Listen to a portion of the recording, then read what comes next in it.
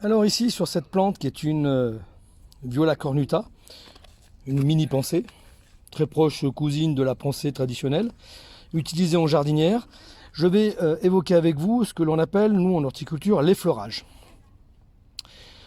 L'effleurage, cela consiste à éliminer des fleurs pour plusieurs raisons.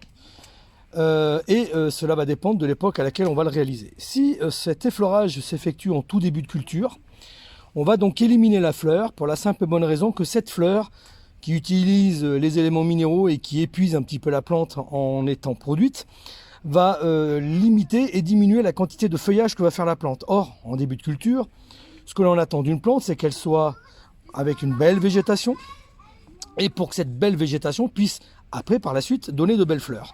Donc on préfère privilégier d'abord la végétation, signe de qualité de la plante, et pour cela, on va donc éliminer tous les boutons floraux qui vont apparaître. Ça, c'est l'effleurage traditionnel en début de culture, qui se réalise sur pensée, qui se réalise sur cyclamen. Et puis, une fois que la culture est bien avancée, on peut réaliser un autre type d'effleurage, qui lui va avoir plusieurs vocations et plusieurs raisons. Ce type d'effleurage que l'on peut voir ici potentiellement s'effectuer va se réaliser premièrement soit pour éliminer des fleurs fanées, parce que ces fleurs fanées, déjà premièrement au niveau de la vente, c'est inesthétique. Deuxièmement, je vais me déplacer, on va le voir un petit peu ici, il peut y arriver à y avoir des développements de botrytis qui peuvent, en se propageant, contaminer le reste de la plante. Et ce champignon va donc détruire la plante, ou en tout cas la déprécier fortement et donc l'empêcher d'être vendable. Et donc, pour ce faire, on va éliminer les fleurs fanées. Là, on peut le voir, c'est une plante qui est en jardinière, c'est moins gênant. Mais si on était en production en godet, on voit ici des graines. Ces graines, pour être produites, ça épuise la plante.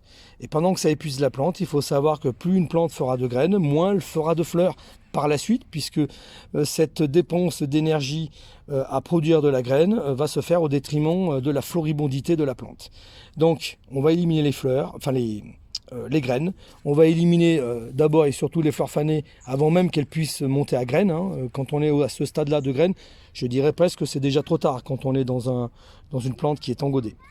Alors maintenant, comment nous allons procéder? Pour de l'esthétisme et pour éviter toujours pareil d'avoir des hampes florales qui restent, là on est sur une fleur. Une fleur est composée donc justement de tous ses pétales et surtout de son pédoncule floral. Donc on va descendre le long de la plante, du pédoncule floral, et à l'endroit, alors on va pas au plus bas, mais au plus bas de ce que l'on peut visuellement, et au plus bas, on va faire ce geste de pincement qui va donc, sous la pression du pouce et de l'index, couper cette hampe florale. Et donc on va éliminer systématiquement, voilà, ici toutes les graines, et sur cette partie-là, la fleur fanée. Le but, alors je vais le refaire, je vais faire le mauvais geste. Si je ne coupe pas la partie hampe florale jusqu'en bas, voilà ce que ça fait. Cela fait quelque chose qui va être relativement esthétique. Alors là, il n'y en a qu'un seul, mais imaginez que vous fassiez ça sur toutes les fleurs. Ça n'est pas la bonne gestuelle. Donc il faut absolument descendre au cœur de la plante, suffisamment bas pour que, à la fin, nous ne puissions plus voir de hampe florale qui reste. Voilà, donc est-ce que j'en ai oublié? Là ici on est sur une fleur qui a fini, donc on élimine. Donc encore des graines à éliminer. À ce stade-là, on en profite également pour voir si la plante a un peu de feuilles jaunes. On en profite également pour éliminer tout ce qui est adventice, que ce soit dans notre jardinière ou notre godet.